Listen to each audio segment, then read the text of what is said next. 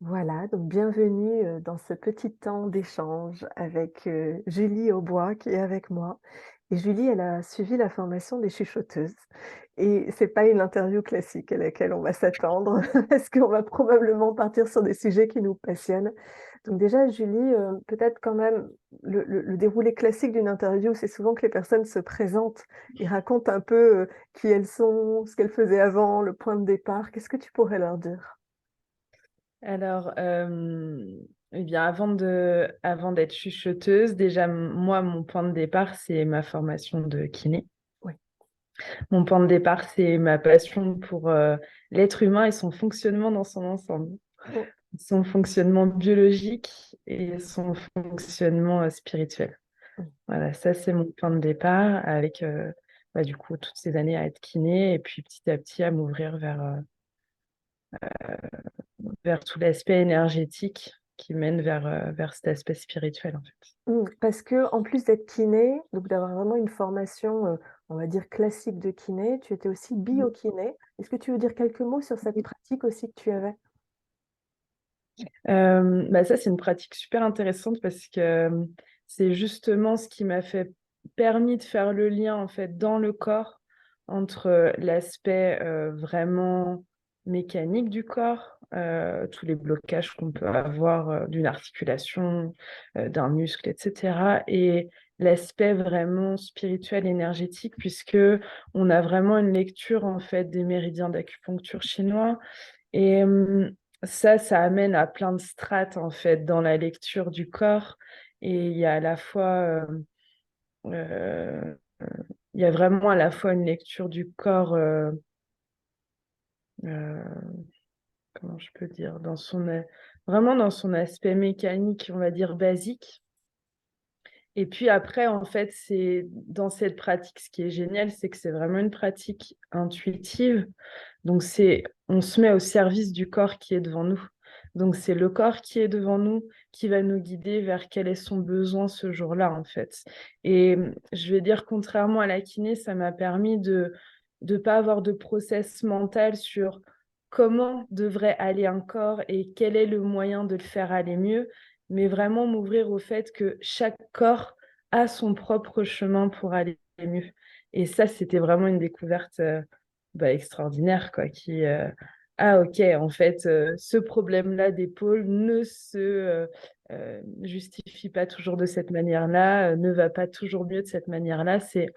Le corps, il a envie, ce corps-là, ce jour-là en plus, Mmh. euh, a envie de passer par là, pour aller mieux, en fait. Ce qui pour moi est passionnant en fait quand je t'entends, c'est que c'est vraiment, ce type d'approche parce qu'il y a pas que l'approche des choteuses, il y a aussi la Mm. biokiné comme tu en parles. On va parler aussi d'autres approches probablement tout à l'heure. Mais je crois que je suis en amour avec toutes ces pratiques qui ne cherche pas à faire autre chose que d'observer un corps, un être, à un instant T, ce jour-là, comme tu le dis, et de voir que la résolution de ce qu'on appelle un problème peut passer par des chemins que notre mental aurait même pas imaginés, tant dans la biokiné que finalement ce qu'on fait en tant que chuchoteuse. Je trouve ça passionnant parce que, c'est pas ce qu'on nous apprend en général à l'école, dans les formations classiques. On nous apprend genre tout l'inverse quand même. Voilà, donc finalement, quand même, ce qui nous rassemble, c'est ce côté un peu chercheuse de cette rencontre avec l'équilibre de l'autre. Et du coup, qu'est-ce qui t'avait donné envie de venir t'inscrire dans la formation des choteuses? Parce que tu avais déjà cette curiosité-là, mais Ouais, il y avait déjà cette curiosité. Il y avait aussi, j'ai toujours été très en lien avec le développement des enfants. Déjà en kiné, j'ai suivi beaucoup de formations en lien avec ça. Et on va dire que l'aspect biokiné était plus généraliste, était moins adapté, on va dire, moins spécifique à l'enfant. mmh.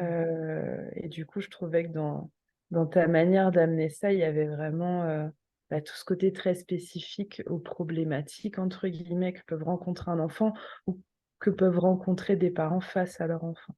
Mmh. Bon, sachant que, comme on l'a dit déjà avec Laure dans son interview, le programme n'était pas archi défini puisque moi je répondais aussi à un mouvement qui me traversait et je savais pas encore comment ça allait se poser, ça allait se déposer. Je sentais que ça allait se poser, mais alors comment était totalement inconnu et c'est vrai aussi qu'il me semble que tu en avais discuté avec une autre chuchoteuse qui est Pauline probablement?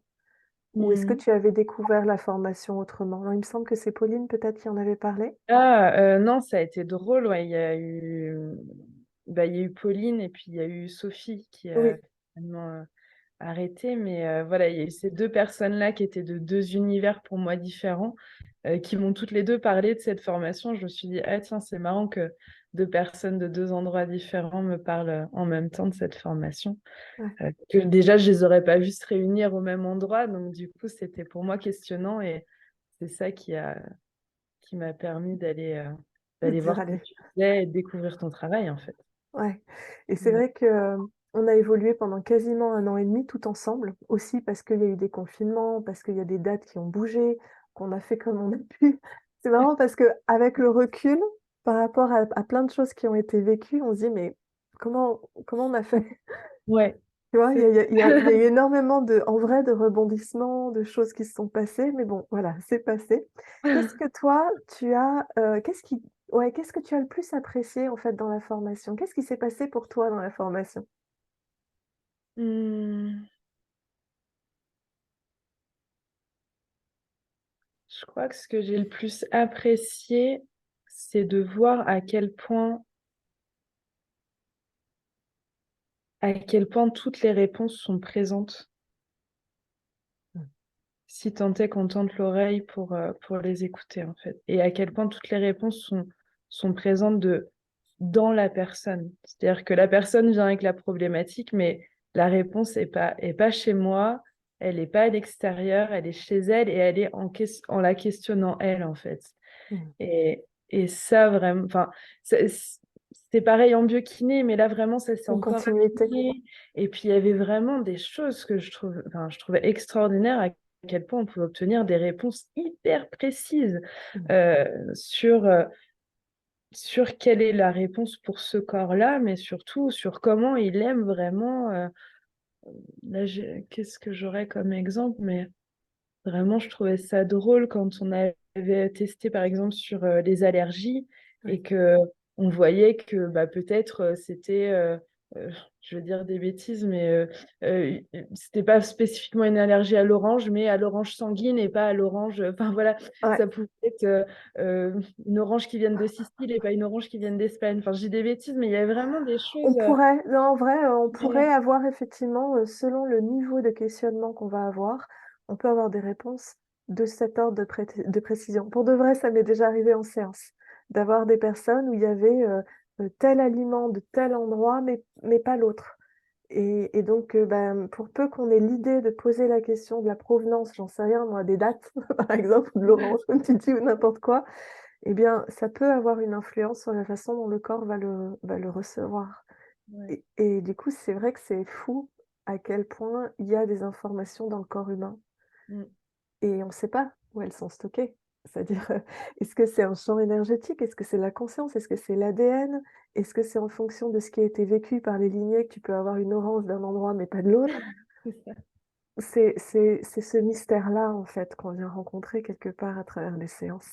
Et c'est vrai, tu me rappelles effectivement qu'il y a ce niveau de précision-là, de fait. Qu'est-ce qui t'a le plus étonné dans la formation? Ça. Ouais. Ça et qu'est-ce qui m'a le plus étonnée? Mmh,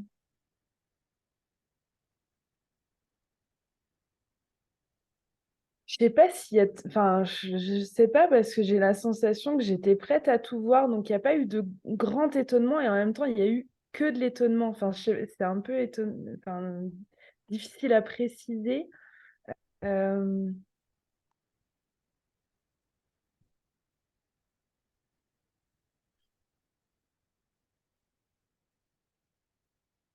peut-être ce qui m'a étonnée, c'est de voir à quel point,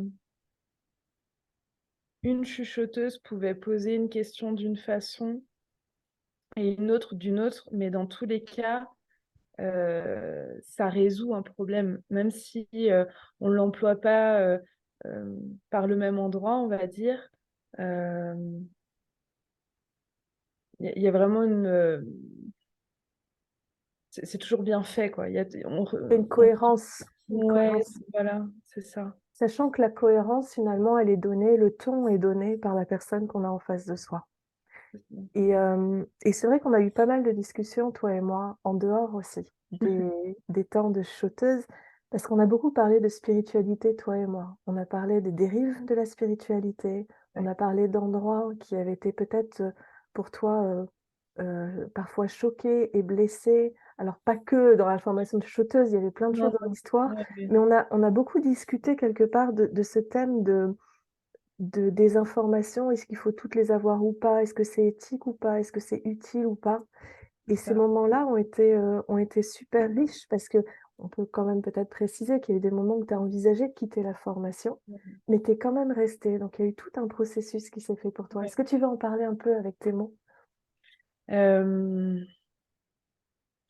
ouais, je dois dire que moi, j'avais déjà mis les pieds dans l'énergétique et j'avais déjà mis moi-même les pieds dans les dérives sur lesquelles ça peut amener. C'est-à-dire que c'est tellement, effectivement, des espaces, quand on les découvre, des espaces magiques.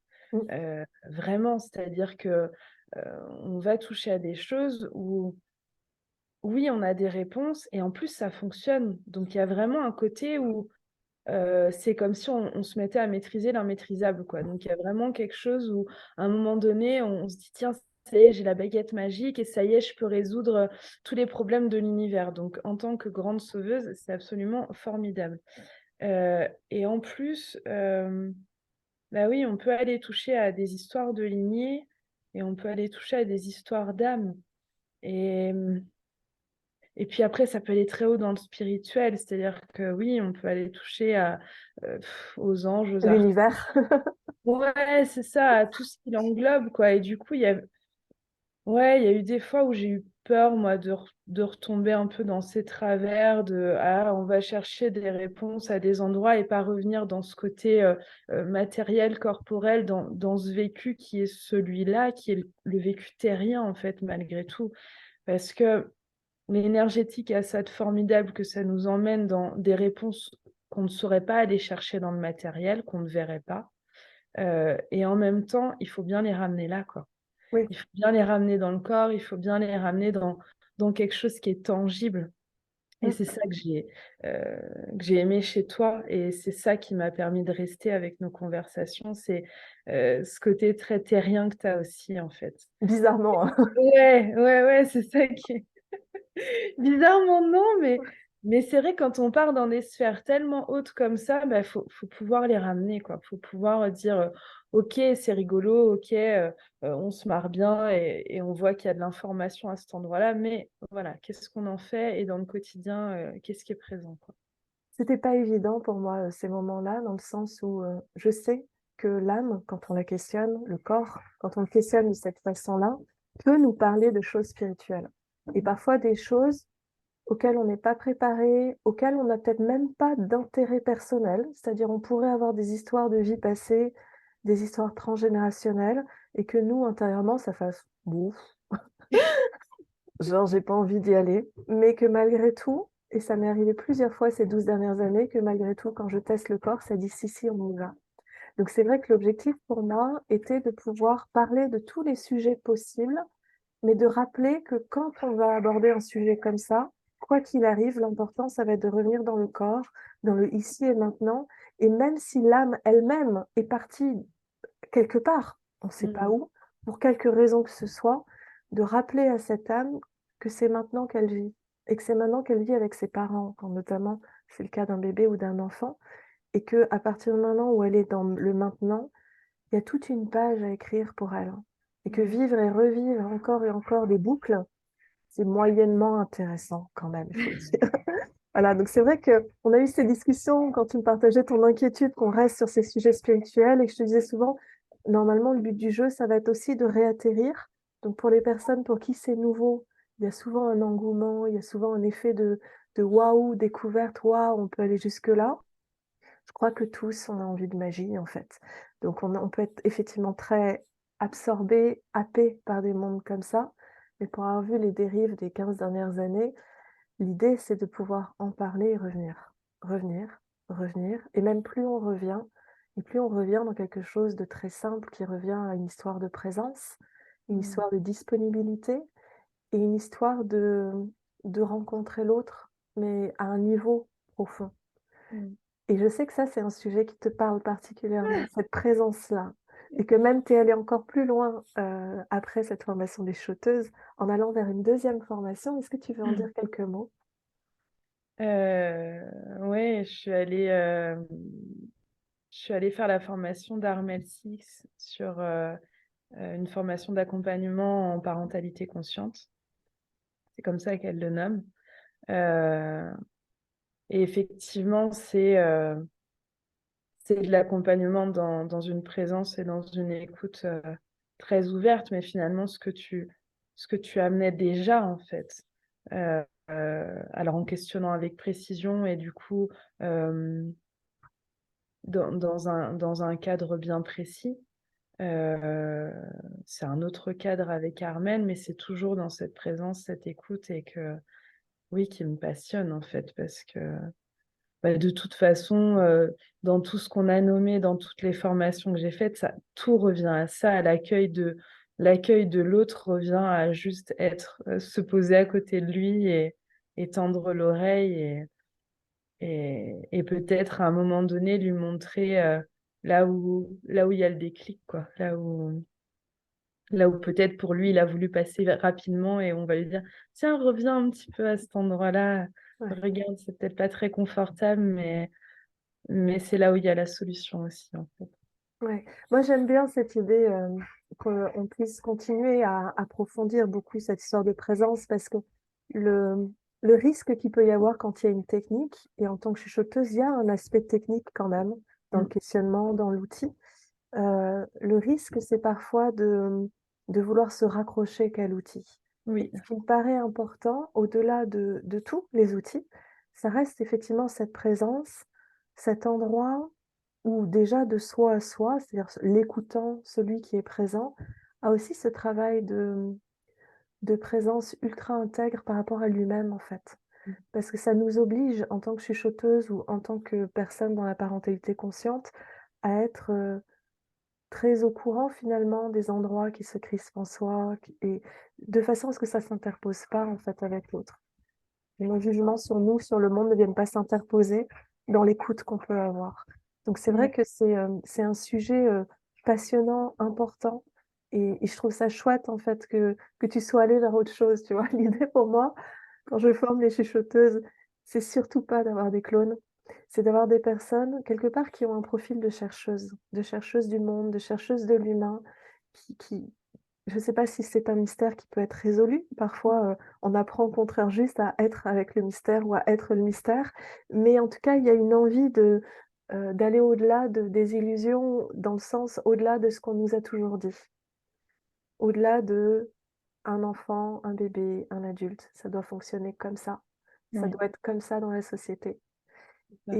et je pense que toi comme moi, comme beaucoup d'accompagnants, on a souvent la demande des personnes qui viennent nous voir de pouvoir, aller mieux pour retourner dans leur vie. Mais parfois leur vie, elle est complètement désynchronisée. Elle est pas en lien avec leur aspiration profonde, avec leurs valeurs, avec leur rythme. Quand ils vont au travail, genre 35 heures, dans des positions parfois très inconfortables et en tant Mmh. que kiné, en tant que chuchoteuse ou autre, il y a une demande sous-jacente de: «S'il te plaît, répare-moi, je voudrais fonctionner dans le monde d'aujourd'hui». Le truc, Mmh. c'est que l'endroit où nous, ça nous amène, c'est parfois à venir re-questionner ce qu'est le monde aujourd'hui et questionner quels sont les environnements qui permettent juste d'être soi. Donc ça peut être assez révolutionnaire finalement. Ouais, ouais, exactement. Parce que c'est pas toujours, confortable effectivement en tant qu'accompagnant d'être, celui qui montre que la voie, c'est peut-être pas de retourner vers ce qu'on sait, ce qu'on connaît et de se conformer dedans, mais peut-être de s'ouvrir juste à ce qu'on est déjà depuis toujours, et quel est notre fonctionnement propre, Oui, heu, qui peut être extrêmement différent de déjà de ce qu'on a toujours vécu. euh, ou pas différents, mais en tout cas qui demandent certaines adaptations par rapport à bah, toutes les adaptations auxquelles on s'est conformé depuis notre enfance. Oui, Et qu'à un moment donné, c'est chouette de se dire, ah, mais en fait, peut-être que j'ai le droit de fonctionner autrement, en fait. Peut-être que j'ai le droit de fonctionner comme je le sens et comme tu le disais tout à l'heure, finalement, avec beaucoup de simplicité, en fait. oui, De pas, de pas aller chercher, euh, bah oui, comment être un carré quand on est un rond, quoi. c'est ça. Il y a un peu de ça. Après, c'est exigeant. C'est-à-dire que des personnes comme toi, comme l'autre Julie de la formation, comme d'autres personnes, se sont vraiment questionnées aussi en profondeur sur où elles en étaient dans leur vie et qu'est-ce qui convenait dans leur vie. Et en fait, ça peut faire passer par des sensations de burn-out ou des vrais burn-out avec la fatigue qui tombe dessus et ainsi de suite. Et, et ça demande aussi d'accepter cette transformation-là. Parce que forcément, pour un souci de cohérence, si on accompagne les gens à se choisir, ben, dans l'idéal, on apprend à se choisir aussi. Et oui, Est-ce que tu veux en parler un peu de cette partie-là? et oui, on fait le chemin pour soi d'abord. Ouais. Ouais, ça, je crois que c'est peut-être dans ces dernières années, ça a été très fort avec ta formation et avec celle d'Armel, de voir à quel point accompagner ne pouvait pas se faire sans moi. C'est-à-dire que accompagner ne pouvait passer par aucun autre chemin que déjà moi traverser ce chemin. Et du coup, oui, comme tu en as parlé, et j'ai traversé ça il y a quelques mois et c'est pas encore fini parce que c'est en cours, mais d'avoir fait ce burn-out et, euh, et oui, c'est très déstabilisant forcément. Surtout quand on croit avoir déjà traversé des étapes et que tout d'un coup, pouf, on tombe devant, ah, en fait, il y a ça qui est encore là et il y a encore des choses à abandonner sur le chemin pour encore plus être moi et encore plus offrir au monde qui je suis. Mm. Euh, C'est comme un arbre, en fait, où tu es allé ouais. explorer une branche, puis à un moment donné, tu arrives à l'impasse. C'est ça. Et donc, tu es obligé de revenir dans le tronc, dans l'essence, Ouais. dans ta sève, avant de voir quel est le prochain mouvement de croissance ou quelle est la prochaine branche à aller explorer, tu vois, Ouais. finalement.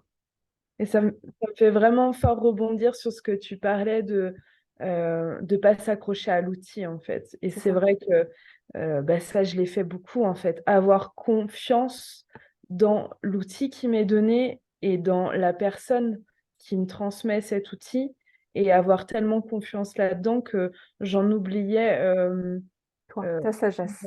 euh, pardon, ouais, ma Ta sagesse, et sagesse j'allais dire profonde. ma boussole intérieure, quoi.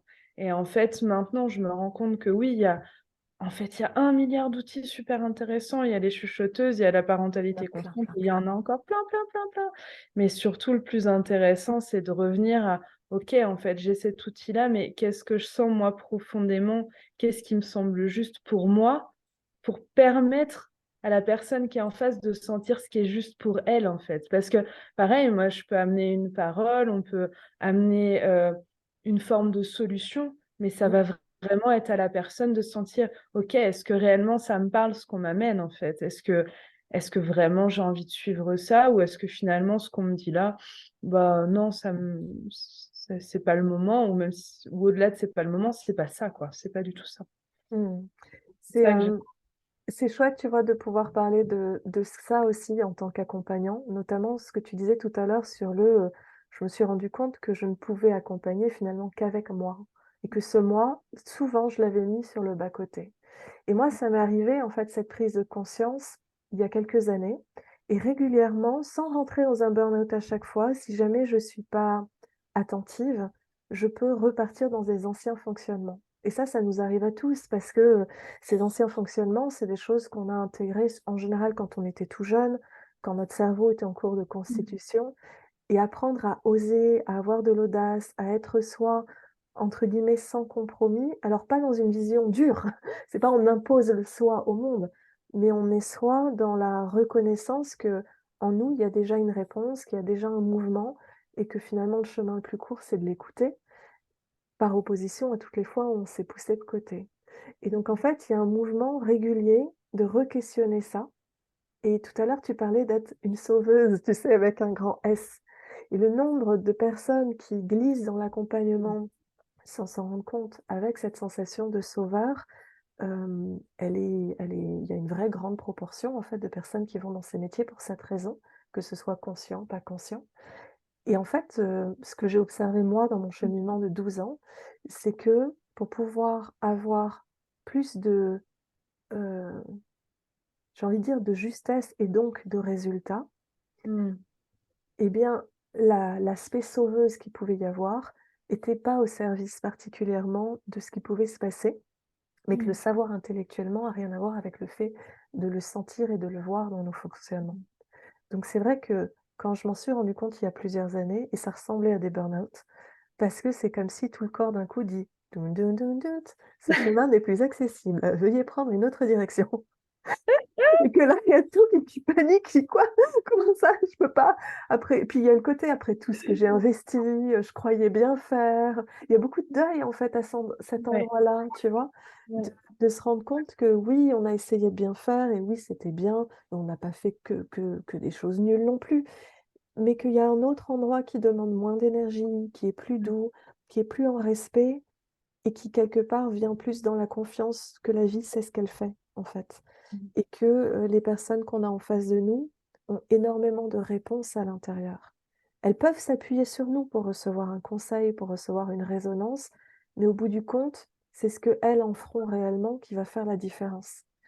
Je C'est suis ça. pas sûre que quand je fais une séance avec des parents, je suis pas sûre qu'ils comprennent pourquoi je leur donne des conseils, des solutions, mais qu'en même temps je leur dis: «Faites comme vous le sentez».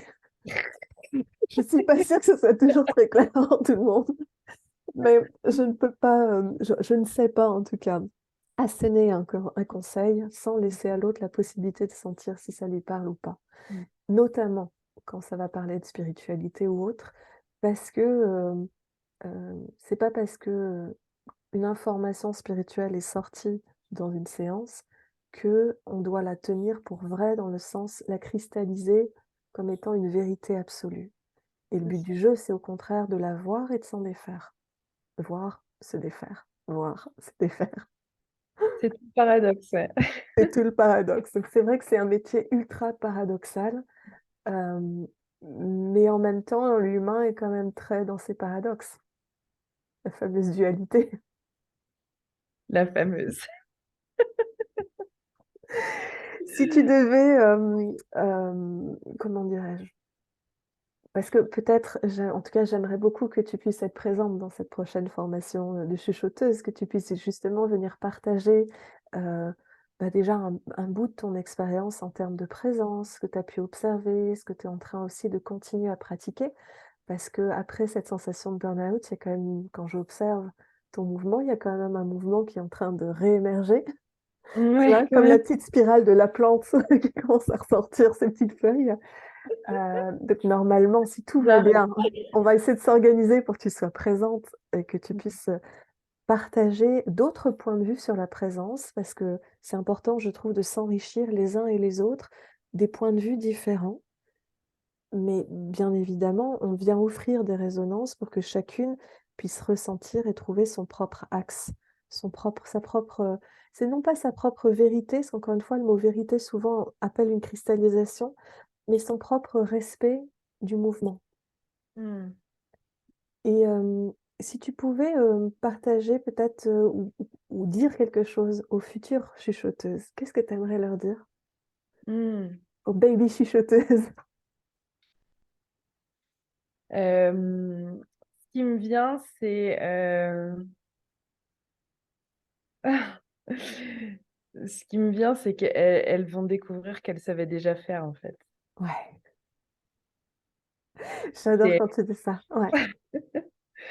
c'est assez étonnant parce qu'on a souvent besoin de validation. Le mental a besoin de légitimité, de validation sur comment faire, et en fait, finalement, on sort d'une formation et au bout de plusieurs, on finit par se dire: «Mais quand même, il y a peut-être quelque chose que que je sais déjà faire». Et en même temps, il y avait besoin de passer par là et ça a été un chemin formidable que d'apprendre, et puis c'est être en présence, en fait, être en présence d'un groupe. être en présence de toi, bah, c'est ça aussi qui fait grandir malgré tout, en fait. Et des partages de chacune des C'est participantes parce ça, que ouais, ouais, du on groupe a eu, on a eu au un groupe génial quand même en termes de ah ouais, ouais, partage, en termes de résonance et de contre-résonance, parce que l'idée, de c'est pas diversité. d'adhérer en fait obligatoirement à l'histoire de l'un ou de l'autre, mais c'est de pouvoir sentir les endroits où l'humanité résonne, les endroits où on est différent. C'est aussi une façon, finalement, quand on fait partie d'un groupe et d'une formation, de sentir par résonance qui on est, c'est-à-dire en quoi on est semblable et en quoi on est différent. Mmh. Et effectivement, le mouvement de la rencontre vers l'autre, le mouvement de la curiosité, normalement, c'est un rappel, hein, que c'est Mmh. déjà présent dans chacune et qu'elle peut commencer à l'utiliser davantage parce que c'est comme ça, en tout cas, qu'avec les bébés, on va avoir une rencontre où on voit vraiment, qui ils sont, leur être, leur univers intérieur, certaines choses qu'ils savent où ils savent très bien guider leurs parents. Voilà, on a aussi envie de montrer ça aux parents quelque part, C'est ça. tu vois? Ouais. Parce qu'il y a tellement d'espace où les parents ont l'impression qu'ils devraient savoir, qu'ils devraient guider, qu'ils devraient prendre la bonne décision, qu'ils devraient, finalement, être responsables de tout par rapport à leur enfant. C'est aussi des endroits où on propose une autre vision de la responsabilité et de redonner à l'enfant ses clés de responsabilité, à lui ou à elle aussi. Et ça, je sais que c'est aussi des choses que tu fais finalement dans la parentalité consciente. Ouais, ouais, ouais, C'est de redonner à chacun, sa part, en fait, tout à fait. dans l'équation. Ouais. En tout cas, merci beaucoup Julie pour, ce temps, ce partage, comment ça s'est passé pour toi. Est-ce qu'il y a des choses que tu as envie de rajouter avant qu'on termine pour aujourd'hui? Merci Isabelle. Ouais. Et non, c'est vraiment une belle aventure que cette aventure des chuchoteuses et c'est plein de paradoxes, mais ça éveille tellement de curiosité qui, je trouve, est à ce côté-là aussi, hem, ramène à cette joie d'enfant. En fait, cette curiosité qui est celle de l'enfant à la base, qu'on a tous en fait, mais qu'on a parfois dans nos rôles d'adultes, qu'on met un peu de côté, mais qui finalement est pour moi, c'est ça la guidance, c'est de revenir à cette curiosité de: «Ah et c'est comment pour toi?» Ouais. Il y a quoi dedans? Est-ce qu'on peut Ouais, regarder? On dépiote en fait, tu vois? Comme quand on était enfant et que non, on a pas j'ai pas attaqué d'escargot, mais il peut arriver que des gens dépiotent les escargots, tu vois? Donc, voilà. Et puis, ce qu'on peut dire aussi, c'est que finalement, depuis la fin de la formation, en fait, on a quand même des temps d'échange de temps en temps à travers mmh, nos groupes, à travers des temps où on a juste envie de partager. J'imagine que ce sera encore le cas, tu vois, dans plusieurs mois. Et à chaque fois, en écoutant les partages des unes et des autres, celles qui pratiquent pas encore, il y a à chaque fois des nouveaux comme des voiles, tu sais, qui se montrent. Pour moi, ouais, c'est une grande joie parce que ce chemin-là, bah, je l'ai parcouru seule pendant 12 ans, tu vois? Et hem et même si, je pouvais rencontrer d'autres personnes, d'autres thérapeutes, c'était pas exactement la même chose que de connecter avec les bébés, de connecter avec les gens de cette manière-là. Donc mmh, c'est toujours aussi émerveillant pour moi de vous écouter, de vous entendre, d'entendre les questions et de voir la réponse qui émerge, en fait. Tu vois? Parce que, voilà, en vrai, c'est vos questions qui activent le la réponse en moi et donc à chaque fois, je découvre en même temps que vous et je fais: «Ah ouais! Ah!» c'est bien ça. Voilà.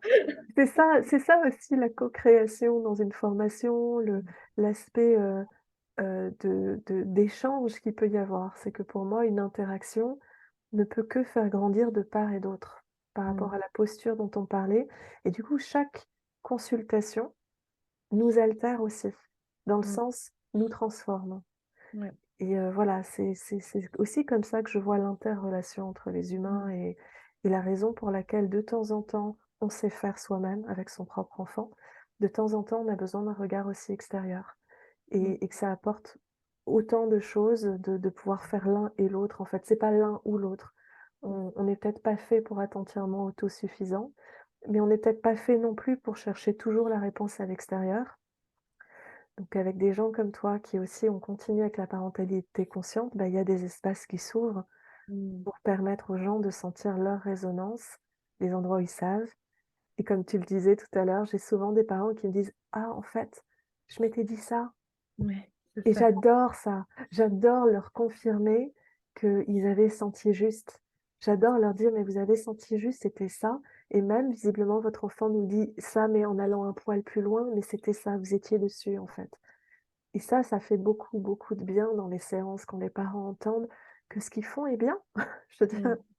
peut-être nous on va avoir un point de vue qui va aller un poil dessous, mais parce qu'on a pour le coup l'outil qui permet de questionner l'enfant. Mais en dehors de ça, c'est aussi de leur montrer tout ce qu'ils font de bien. C'est ça. Tout ce que j'avais déjà senti, Ouais, juste. Ouais, ouais. tout à fait. Voilà, donc merci beaucoup, beaucoup, beaucoup Julie pour ton partage et si les gens ont envie de venir te rencontrer, que ce soit pour un chuchotis, même si tu y vas pour l'instant sur la pointe des pieds ou une séance, de pratique dans le corps ou une séance sachant que tu peux aussi travailler à distance de mémoire, même au Oui, niveau de la biokiné. Donc oui, il y a l'aspect du corps qui est une porte d'entrée parmi plein d'autres. Il y a l'aspect des émotions, il y a l'aspect de la parentalité, notamment la parentalité consciente mmh. et du coup, où est-ce que ces gens peuvent te contacter pour Mmh. venir, vivre ça, cette expérience de présence à tes côtés? Et aussi, moi, ce que j'aime chez toi, c'est ce côté, tout comme moi, au fond, c'est un côté très terre à terre et j'adore ça parce qu'on a besoin de revenir à cette simplicité-là et je sais que tu sais vraiment bien le faire. Donc voilà, pour les parents qui veulent goûter à ça, où est-ce qu'ils te contactent? Il y a ma page Facebook, Oui. donc Julie Aubois et sinon, sur mon mail julie.aubois@live.fr. Mmh. Voilà, c'est les moyens de me contacter facilement. Génial et on peut peut-être partager la région dans laquelle tu es, pour les gens qui voudraient venir te rencontrer vraiment physiquement, parce que c'est très chouette de le faire en physique. Donc où est-ce que Ouais. tu te situes? Alors moi, je suis, aux 2 Alpes, donc c'est entre, Grenoble et Briançon. Mmh Voilà. mh. Dans la neige pour l'instant. Non, oui, surtout ce matin. Voilà, donc les personnes qui souhaitent, te rencontrer, qu'elles hésitent pas à venir, directement te voir aux 2 Alpes. Pour les personnes qui seraient de passage en vacances, au ski ou autre, c'est peut-être le moment d'envisager de rencontrer Julie et d'aller voir un peu, ce que vos enfants, vos bébés ou vous, votre corps, votre énergie, votre circulation interne a Mmh. envie de porter à votre connaissance et un grand merci à toi Julie. À bientôt. Grand merci Isabelle. Très bonne journée.